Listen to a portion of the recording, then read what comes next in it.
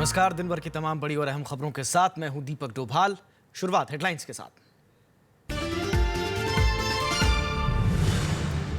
आंध्र प्रदेश को विशेष दर्जा देने की मांग पर विरोध तेज। अवरोध के चलते विधानसभा की कार्यवाही अनिश्चितकाल के लिए स्थगित। वेंकैया नायडू ने कहा, मुद्दे पर चर्चा के लिए तैयार।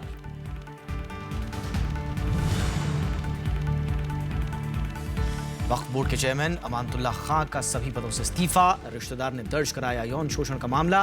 कहा, भ्रष्टाचार खत्म करने की मिली सजा।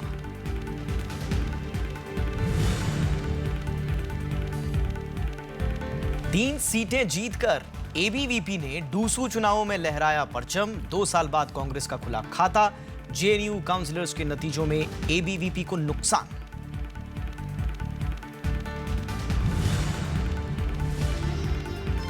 रियो पैरालंपिक में पदक जीतने वाले खिलाड़ियों पर इनामों की बरसात। मरियप्पन थंगावेलू ने स्वर्ण और वरुण भाटी ने ऊंची कूद में जीता कांस्य।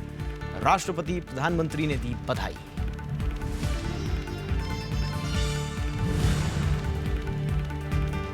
और सीरिया में युद्ध विराम पर अमेरिका और रूस में समझौता। जिनेवा में दोनों देशों के विदेश मंत्रियों की मुलाकात। जॉन ने कहा, सीरिया के लिए खुलेंगे राजनीतिक वार्ता के नए रास्ते। सबसे पहले खबर आंध्र प्रदेश से, जहां राज्य को विशेष राज्य का दर्जा नहीं मिलने के बाद राजनीति तेज हो गई है। इस मसले पर राज्य में आज विपक्ष ने बंद बुलाया तो विधानसभा की कार्यवाही अचानक अनिश्चितकाल के लिए स्थगित कर दी गई। आंध्र प्रदेश को विशेष राज्य का दर्जा नहीं मिलने के विरोध में विपक्षी दलों ने शनिवार को बंद बुलाकर नाराजगी जताई। कांग्रेस के साथ वाम दलों ने कई जगहों पर रैलियां निकाली और केंद्र और आंध्र की टीडीपी सरकार के खिलाफ नारेबाजी की। कांग्रेस ने आरोप लगाया कि बीजेडी और टीडीपी इस मुद्दे पर मिली हुई हैं और राज्य से उसका वाजिब हक छीना जा रहा है। दोनों का बराबर अंडरस्टैंडिंग है, किनका? टीडीपी और बीजेपी का। बताने के वास्ते बाहर लड़े सर का ड्रामा कर रहे। ये जिम्मेदारी पूरी चंद्रबाबू के ऊपर है। चंद्रबाबू लड़के लाना चाहिए। विधानसभा में वाईएसआर कांग्रेस ने मुद्दा उठाया और अवरोध के चलते मॉनसून सत्र को अनिश्चित काल के लिए स्थगित कर दिया गया। वाईएसआर कांग्रेस ने आरोप लगाया कि केंद्र सरकार ने आंध्र के लोगों से किया वादा पूरा नहीं किया है। మొట్టమొదటిగా అర్ధరాత్రి వేళ వీళ్ళు స్టేట్మెంట్ ఇచ్చినారు, అర్ధరాత్రి వేళ వీళ్ళు ప్రెస్ మీట్ పెట్టి స్టేట్మెంట్ ఇచ్చినారు, ఈ ప్యాకేజీకి సంబంధించిన అంశాలు చెప్పినారు అని అంటేనే వీళ్ళలో నిజాయితీ లేదు అని అర్థం। उधर आंध्र के बीजेपी नेताओं ने शनिवार को प्रधानमंत्री से मुलाकात की। इन नेताओं ने राज्य को विशेष पैकेज देने के लिए प्रधानमंत्री का धन्यवाद दिया। पीटीआई के मुताबिक प्रधानमंत्री ने कहा कि आंध्र में विकास के लिए कई अवसर मौजूद हैं और इसका उपयोग किया जाना चाहिए। Financial devolution special category state के रूप में दिए तो कितना मिलेगा, उससे भी ज्यादा पैसा देने के लिए केंद्र सरकार ने निर्णय किया है। स्पेशल कैटेगरी नाम पे आए, स्पेशल असिस्टेंस के रूप में आए, उसमें कोई फर्क पड़ता नहीं है। पैसा आना है और पैसा का उसका कोई कदर नहीं है, नहीं तो उसको ये उसका केवल रूप होता है, मगर उसका कोई अलग ये पहचान नहीं है। केंद्र ने आंध्र को विशेष वित्तीय पैकेज देने का ऐलान किया है। इसके तहत पोलावरम परियोजना का पूरा खर्च केंद्र उठाएगा। वहीं टैक्स में छूट मिलेगी और इसे विशेष मदद भी दी जाएगी। Bureau report, Rajya Sabha TV. आम आदमी पार्टी के विधायक अमानतुल्लाह खान दिल्ली वक्फ बोर्ड के अध्यक्ष समेत सभी पदों से इस्तीफा दे चुके हैं। खान ने मुख्यमंत्री अरविंद केजरीवाल के कुछ बात की जानकारी दी है। उन्होंने आरोप लगाया कि झूठे मामलों में उन्हें और उनके परिवार को फंसाने की कोशिश हो रही है और इन मामलों पर वो सफाई देते देते थक गए हैं। दरअसल खान पर उसके रिश्तेदार ने यौन शोषण का आरोप लगाया है। उन्होंने कहा है कि पुलिस ने उन पर एफआईआर दर्ज कर ली है, जबकि वक्फ की संपत्ति को लेकर उनकी ओर से उठाए गए भ्रष्टाचार के मामलों पर कोई कार्रवाई नहीं हो रही है। मैंने एक चिट्ठी लिखी अरविंद जी को कि भाई मैं सारे पदों से इस्तीफा दे रहा हूं, क्योंकि आज अगर ये मेरे साथ हो रहा है तो इसलिए हो रहा है कि मैं आम आदमी पार्टी का एमएलए हूं, वक्फ बोर्ड का चेयरमैन हूं, पीएससी का मेंबर हूं। तो एक आम कार्यकर्ता, एक आम आदमी पार्टी कार्यकर्ता की हैसियत से इन लोगों से लड़ूंगा, भ्रष्टाचारियों से लड़ूंगा। हम लोग तो भ्रष्टाचार से लड़ने आए थे, भ्रष्टाचारियों से लड़ने आए थे। आज ये पुलिस का गलत इस्तेमाल, महिलाओं के नाम पर गलत इस्तेमाल ये कर रहे हैं, उससे हम आहत हैं, उससे हम दुखी हैं। आम आदमी पार्टी के सारे पदों से आज हम इस्तीफा दे रहे हैं। जिस तरह से उनके ब्रदर-इन-लॉ की वाइफ ने ये आरोप लगाए हैं उनके ऊपर, तमाम धाराओं में केस दर्ज हुआ है, तो ये कोई और नहीं, आपके परिवार के सदस्य हैं, आपके परिवार की महिला है। और जिस प्रकार के जिन धाराओं में ये उन्होंने जो कंप्लेंट की है, जो उन्होंने शिकायत की है, उस पर जो एफआईआर दर्ज हुई है, उस एफआईआर के अंदर 354 छेड़छाड़ का मामला है, जो आपने उनके साथ छेड़छाड़ की है, 506 धमकी देने का मामला है, फिर उसके बाद 498 दहेज उत्पीड़न का मामला है।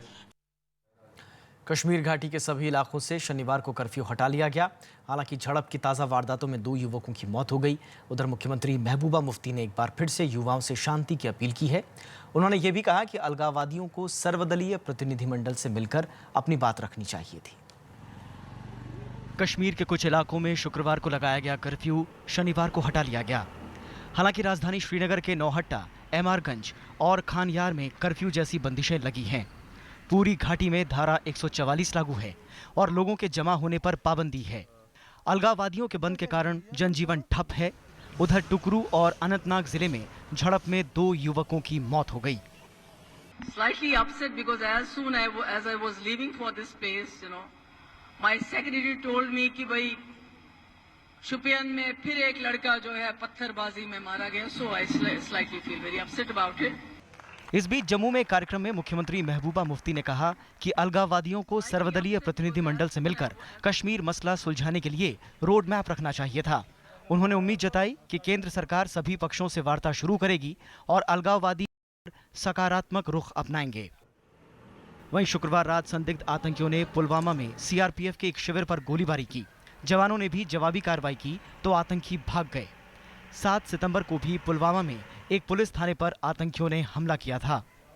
Bureau report, Rajya Sabha TV. DUSU चुनावों में इस साल भी एबीवीपी ने बाजी मारी है। वहीं वापसी की उम्मीद कर रही एनएसयूआई को एक ही सीट से संतोष करना पड़ा। इन चुनावों में पहली बार नोटा का इस्तेमाल किया गया, जिसका 17,000 छात्रों ने इस्तेमाल किया। दिल्ली विश्वविद्यालय छात्र संघ चुनाव के नतीजे आते ही एबीवीपी में जश्न का माहौल छा गया। लगातार तीसरे साल भी एबीवीपी ने डूसू में जीत का परचम लहराया है।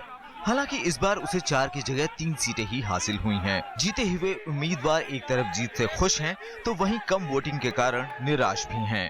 देखिए, कहीं ना कहीं अगर हम एक सीट लूज की बात करते हैं तो जो हमारी इस बार दिल्ली विश्वविद्यालय में जो पोलिंग कम हुई है, उसका एक कारण बन सकता है कि सेकंड और थर्ड डे के स्टूडेंट्स ने बिल्कुल पोल नहीं किया है और फर्स्ट डे के जो पोलिंग है उसके आधार पे 3 सीट हम लोग जीत के आए हैं। 4 में से 1 सीट भी हमारी इसलिए रह गई क्योंकि कॉलेजेस के अंदर इलेक्शन हुआ, वोटिंग परसेंटेज कम था, इसलिए स्टूडेंट्स उतना वोट देने नहीं आए। मगर जो देने आए वो प्योर एबीवीपी सपोर्टर्स थे। वहीं एनएसयूआई संयुक्त सचिव की सीट पर दर्ज कर खाता खोलने में कामयाब रही। पिछले 2 चुनाव में उसे चारों सीटों पर लगातार शिकस्त का सामना करना पड़ा था। जो भी हमने वादे करे थे हम सारे पूरे करेंगे और मैं बताना चाहता हूं, जैसे भी हमसे कोई थोड़ी बहुत चूक हो गई होगी उसकी हमारी गलती के लिए माफी मांगते हैं। नहीं, ऐसा नहीं कह सकते कि पूरा भरोसा नहीं जता पाए। भरोसा जताने के बाद भी इतना कम मार्जिन से आ रहे हैं, लेकिन जो हम सीट जीते हैं उसमें सबसे ज्यादा मार्जिन है। पिछली बार के मुकाबले इस बार डूसू चुनाव में वोटिंग महज 34% ही हुई। पिछली बार ये आंकड़ा तकरीबन 44% था। डूसू का ये पहला चुनाव है जिसमें नोटा का भी विकल्प था। इस विकल्प का छात्रों ने खूब इस्तेमाल किया। 2 साल से डूसू में सूखा झेल रही एनएसयूआई ने इस बार अपनी शानदार वापसी की है, तो वहीं एबीवीपी ने भी 3 सीटों पर अपना परचम लहराया है। हालांकि नोटा का इस्तेमाल इस बार पहली बार हुआ और वो भी जोरदार तरीके से। अब देखना यह है डूसू का ये नया पैनल छात्रों की उम्मीदों पर कितना खरा उतर पाएगा। कैमरामैन प्रेम के साथ सोन कुमार, राज्यसभा टीवी, दिल्ली। और इधर जवाहरलाल नेहरू विश्वविद्यालय छात्र संघ चुनाव के मतों की गिनती जारी है। रविवार सुबह तक नतीजे आने की उम्मीद है। इन नतीजों से पहले इन काउंसलर्स के नतीजों से लेफ्ट उत्साहित है। आयसा और एसएफआई गठजोड़ ने इस बार काउंसलर्स की 15 सीटें जीती हैं। सबसे ज़्यादा नुकसान अखिल भारतीय विद्यार्थी परिषद को हुआ है। पिछली बार एबीवीपी के 31 में से 11 काउंसलर्स जीते थे, लेकिन इस बार सिर्फ संस्कृत सेंटर में ही उसका अकेला काउंसलर जीता है। निर्दलीय काउंसलर भी कई जगहों पर जीते। ये जो जीत है वो किसी एक पर्टिकुलर ऑर्गेनाइजेशन की जीत नहीं है। ये पूरा का पूरा JNU student community, teacher, non teaching staff और देश और दुनिया के वो तमाम लोग जो जमहूरियत के पक्ष में बोलते हैं, ये उनकी जीत है। कांग्रेस ने कहा है कि उसने जाकिर नाइक के ट्रस्ट से राजीव गांधी चैरिटेबल ट्रस्ट को मिला 50 लाख रुपए का चंदा लौटा दिया है। पार्टी ने कहा कि उसे बिना मांगे साल 2011 में ये चंदा मिला था। हालांकि जब जाकिर नाइक का विवाद सामने आया तो उसने ये रकम वापस कर दी। पार्टी ने कहा कि उस पर बेवजह आरोप लगाए जा रहे हैं जिसका कोई आधार नहीं है। उधर बीजेपी ने आरोप लगाया है कि जब 2012 में ही ये बात सामने आ गई थी कि जाकिर नायक के चैनल देश की सुरक्षा के लिए खतरा है, तो ये रकम क्यों नहीं लौटाई गई। हाल की कुछ जो वारदातें हुई, जब वर्णन हुआ प्रेस में और अंतर्राष्ट्रीय स्तर पे इस संस्था के बारे में, तो तुरंत दस्तावेज चेक करने के बाद 2 महीने पहले कांग्रेस ने इसका तुरंत रिफंड कर दिया। इसमें अगर कोई सनसनीखेज फैलाने की प्रेरणा न हो तो क्या मुद्दा है?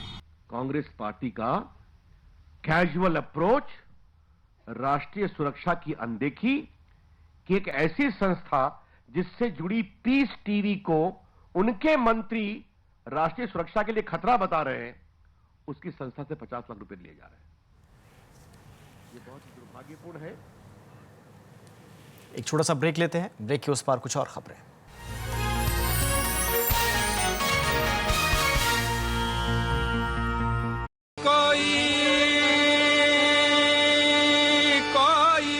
एक आवाज जिसमें निहित है भक्ति भाव, लाख करे चतुराए, जिनके नजदीक संगीत को सरहद में नहीं बांटा जा सकता।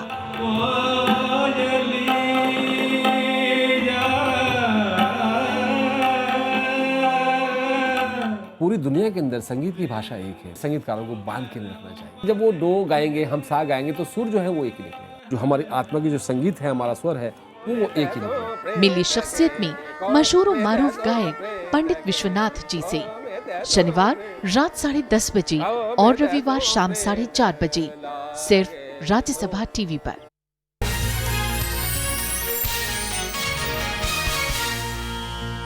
कांग्रेस की किसान यात्रा का आज 5वां दिन था। आज राहुल गांधी पार्टी की किसान यात्रा को अंबेडकर नगर से लेकर जौनपुर पहुंचे। इस दौरान उन्होंने रोड शो किए और खाट पंचायत भी की। राहुल गांधी ने अपने भाषण में केंद्र और राज्य सरकार को घेरने का सिलसिला जारी रखा।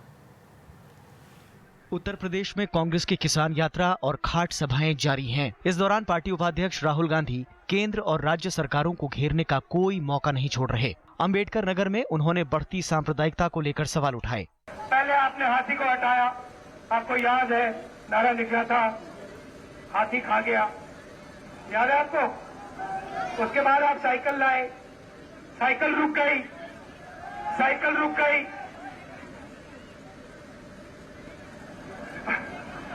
पंचर है या फंसी हुई है या टूटी हुई है पता नहीं, मगर चल नहीं रही है। किसान यात्रा के 5वें दिन राहुल गांधी ने अंबेडकर नगर में रोड शो किया और खाट पंचायत लगाई। राहुल गांधी ने कहा कि प्रधानमंत्री ने एक तरफ लोगों को बुलेट ट्रेन का सपना दिखाया तो दूसरी तरफ ट्रेनों का किराया बढ़ा दिया। बड़े बड़े वायदे किए थे, 15 लाख रुपए दूंगा, 2 करोड़ युवाओं को रोजगार दूंगा, बुलेट ट्रेन बनाऊंगा, अलग अलग वायदे किए थे। और हिंदुस्तान अभी तक ठहरा हुआ है।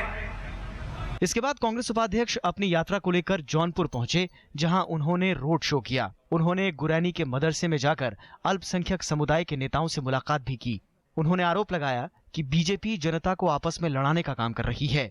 राहुल गांधी के आरोपों का जवाब देते हुए बीजेपी ने कांग्रेस पर विश्वासघात की राजनीति करने का आरोप लगाया है। राहुल गांधी की किसान यात्रा 39 जिलों और 233 विधानसभा क्षेत्रों से होकर गुजरनी है। यात्रा के दौरान कांग्रेस नेता लोगों से घर घर जाकर संपर्क कर रहे हैं और मांग पत्र भी भरवा रहे हैं। Bureau report, Rajya Sabha TV. Cancer जैसी खतरनाक बीमारी दिल्ली के बच्चों में तेजी से फैल रही है। साल दर साल ऐसे बच्चों की संख्या बढ़ती जा रही है। इसकी बड़ी वजह तेजी से बढ़ता प्रदूषण है। हालांकि अगर इलाज जल्द शुरू हो तो 85% मामलों में बच्चों को इससे निजात दिलाई जा सकती है। खेलने कूदने की उम्र में ये छोटे बच्चे कैंसर जैसी बड़ी बीमारी से जूझ रहे हैं। भारतीय आयुर्विज्ञान अनुसंधान परिषद यानी ICMR के मुताबिक दिल्ली में ऐसे बच्चों की तादाद लगातार बढ़ती जा रही है। लोगों में जागरूकता बढ़ने के साथ अब ऐसे मामले सामने आ रहे हैं। जनरली स्पीकिंग जो maximum cancers occur between 2 to 10 years of age और usually they are very well treatable. ये बहुत इंपॉर्टेंट चीज़ है कि childhood cancer, the information which should go down is this thing, childhood cancer is curable to this extent कि हम कहते हैं जैसे ब्लड कैंसर है, बच्चों में आज से 20 साल पहले 50 या 55% बच्चे हम बचा पाते थे, आज वही जो है 80 to 85% हो गया है। ICMR के मुताबिक 2006 से 2008 के बीच 1 लाख लड़कों में 17.4% कैंसर से पीड़ित थे, जबकि लड़कियों का आंकड़ा 8% का था। 2009 से 2011 के बीच लड़कों का आंकड़ा बढ़कर 18.5% और लड़कियों का 10.2% पर पहुंच गया। 2012 से 2014 के बीच 22.8% लड़के और 14.9% लड़कियां कैंसर की शिकार हुईं। इंसिडेंस बढ़ने की बहुत सारी वजहें हैं। अर्बनाइजेशंस होती हैं, पॉल्यूटेंट्स को जब एक्सपोजर होता है, यानी कि कुछ जो ऐसी चीज़ों का कार्सिनोजेनिक कुछ ऐसे पदार्थ होते हैं जिससे कि कैंसर की उत्पत्ति शरीर में होती है। जब कार्सिनोजेनिक को बॉडी एक्सपोज होती है तो कैंसर होने के ज़्यादा चांसेस होते हैं। रेडिएशंस को एक्सपोजर होता है तो कैंसर के ज़्यादा चांसेस होते हैं। तो एक तो जो कार्सिनोजेनिक्स हैं वो थोड़े से बढ़ गए हैं, तो उनकी वजह से शायद इंसिडेंस थोड़ा बढ़ रहा है, और दूसरा ये भी है कि डिटेक्शन बड़ी जल्दी हो जाती है। बच्चों में कैंसर के ज्यादातर मामले 2 से 12 साल के बच्चों में सामने आ रहे हैं। जानकार इसके लिए बढ़ते प्रदूषण को जिम्मेदार ठहरा रहे हैं। उनका कहना है कि अगर वक्त रहते कैंसर के मामलों का पता चल जाए तो इलाज संभव है। अनु दीवान, राज्यसभा टीवी। भारतीय खिलाड़ियों ने रियो पैरालंपिक में तिरंगा लहराकर इतिहास, तो देश के हर कोने से बधाइयों का तांता लग गया।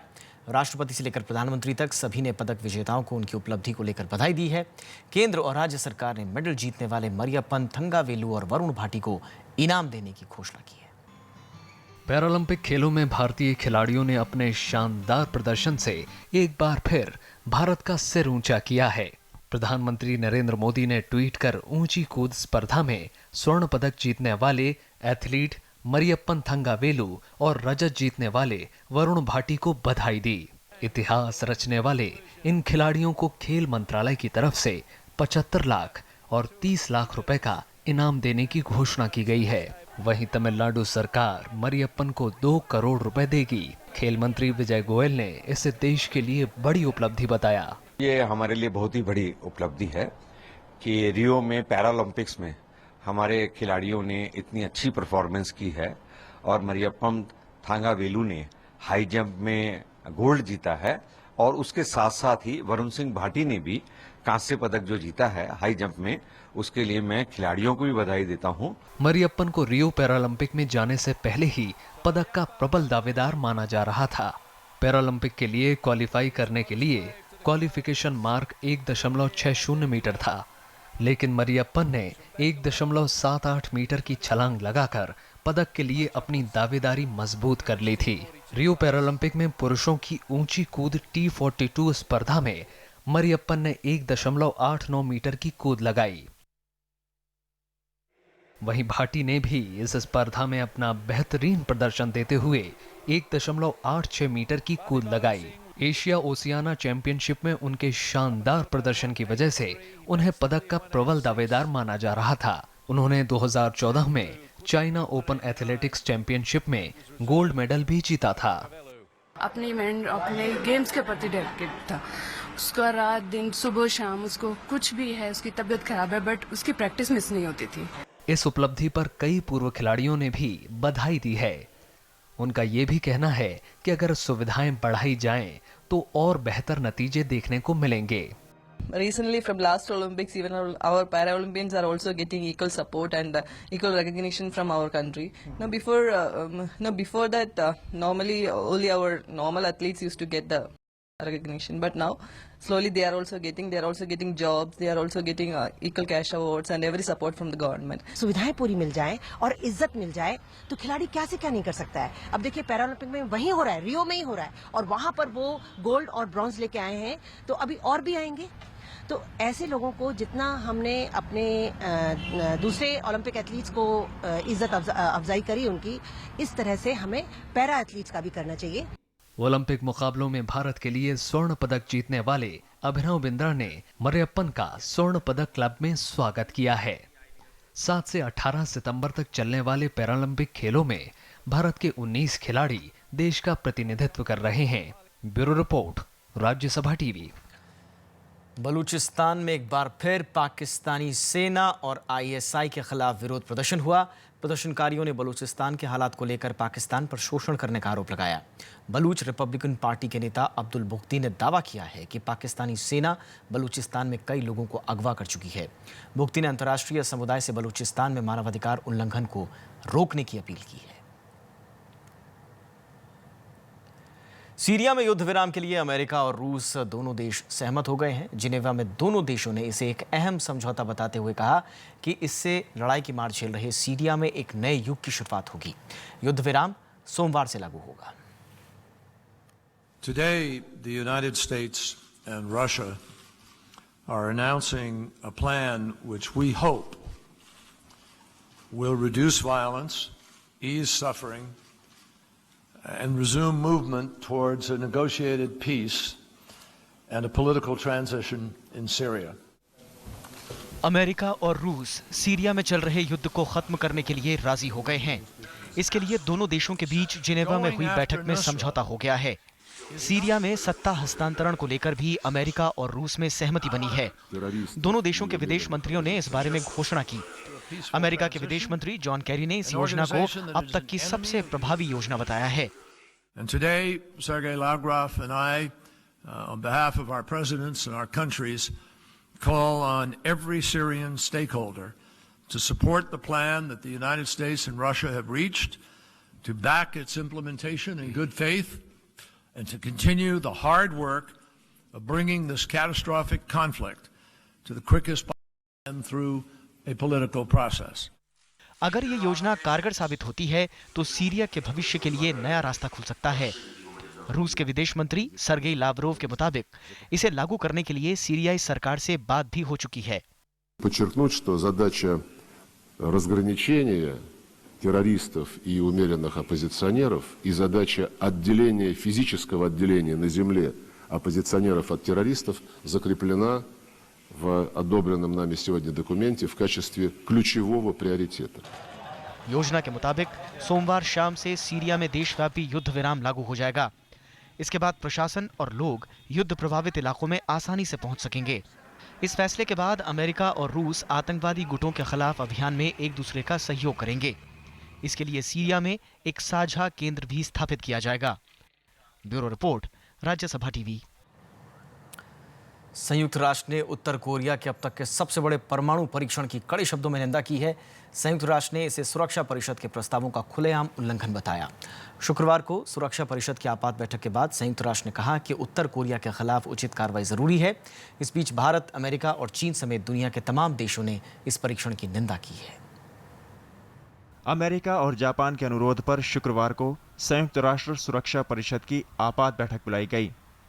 बैठक में उत्तर कोरिया के खिलाफ नए प्रतिबंध लगाने समेत तमाम विकल्पों पर विचार किया गया। इस दौरान संयुक्त राष्ट्र महासचिव बान की मून ने सुरक्षा परिषद से उत्तर कोरिया के खिलाफ कड़ी कार्रवाई करने की अपील की। I condemn in the strongest possible terms the underground nuclear test by the Democratic People's Republic of Korea. This is yet another brazen breach of the resolutions of the Security Council.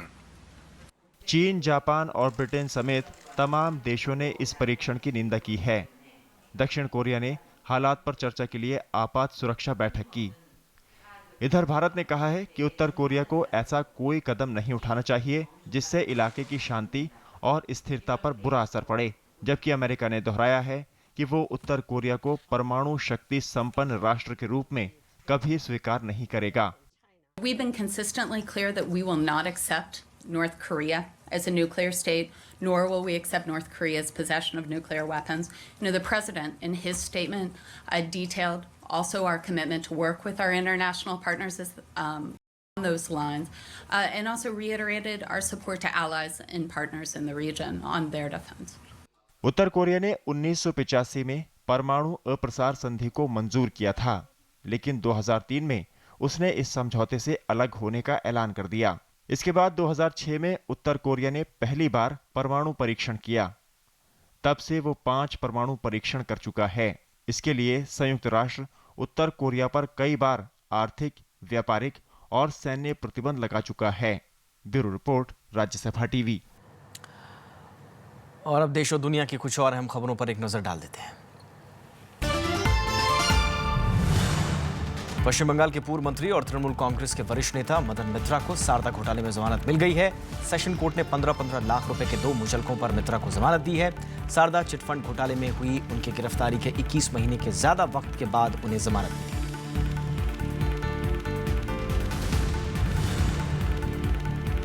Assam के मुख्यमंत्री सर्बानंद सोनोवाल ने बाढ़ के दौरान जमीन कटाव से पीड़ित लोगों को जमीन देने के आदेश दिए हैं। सोनोवाल ने राजस्व विभाग को इसके लिए उपयुक्त उपाय करने के निर्देश दिए हैं। बाढ़ से पीड़ित 30,000 परिवारों को इसका फायदा मिलेगा।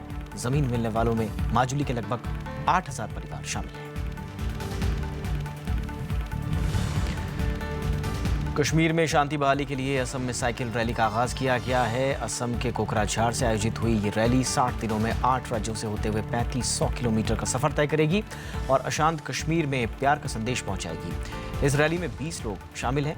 कश्मीर में जारी हिंसा में अब तक 70 से ज्यादा लोगों की मौत और 6,000 से ज्यादा लोग घायल हो चुके हैं।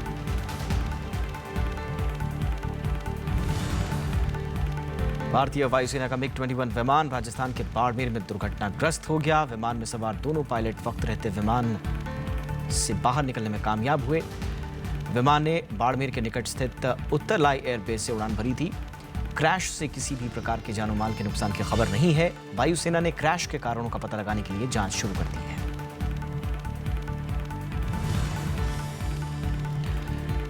महिलाओं की बेहतर सुरक्षा के लिए दिल्ली पुलिस ने पहली बार महिला PCR वैन की शुरुआत की है। ये PCR दिल्ली के 5 इलाकों में तैनात होगी। किसी भी महिला की शिकायत दर्ज कराने के बाद ये PCR वैन मौके पर पहुंचेगी। महिला PCR वैन में एक महिला कांस्टेबल, एक महिला हेड कांस्टेबल और एक महिला ASI की तैनाती की गई है। PCR की ड्राइवर भी महिला है।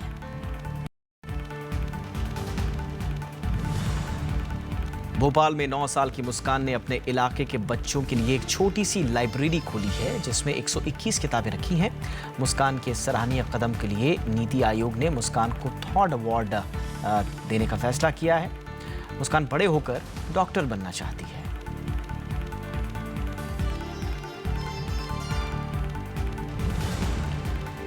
देश भर में आज भारत रत्न पंडित गोविंद वल्लभ पंत की 129वीं जयंती मनाई गई। उपराष्ट्रपति मोहम्मद हामिद अंसारी ने संसद परिसर में गोविंद वल्लभ पंत की प्रतिमा पर श्रद्धा सुमन अर्पित किए। इस मौके पर वरिष्ठ नेताओं समेत कई केंद्रीय मंत्रियों ने भी शिरकत की।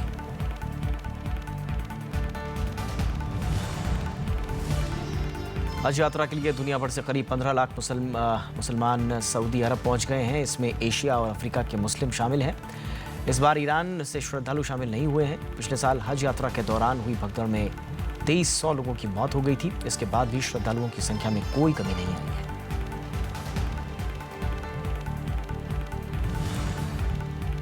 बांग्लादेश की राजधानी ढाका के उत्तरी इलाके में आग लगने से 26 लोगों की मौत हो गई। 70 से ज्यादा लोगों को घायल होने की खबर है। मरने वालों की संख्या में इजाफा हो सकता है। आग औद्योगिक क्षेत्र में लगी। 4 मंजिला पैकेजिंग कारखाने में बॉयलर के फटने को आग लगने का कारण माना जा रहा है। आग पर काबू पाने के लिए 20 दमकल की गाड़ियों की मदद ली गई। बगदाद एक बार फिर से आत्मघाती हमलों का शिकार हुआ। पूर्वी बगदाद में हुए आत्मघाती हमले में 12 लोगों की मौत और 40 लोगों के घायल होने की खबर है। हमले की जिम्मेदारी IS ने ली है। हमला एक शॉपिंग मॉल के बाहर हुआ। तो इसी के साथ इस बुलेटिन में इतना ही। नमस्कार।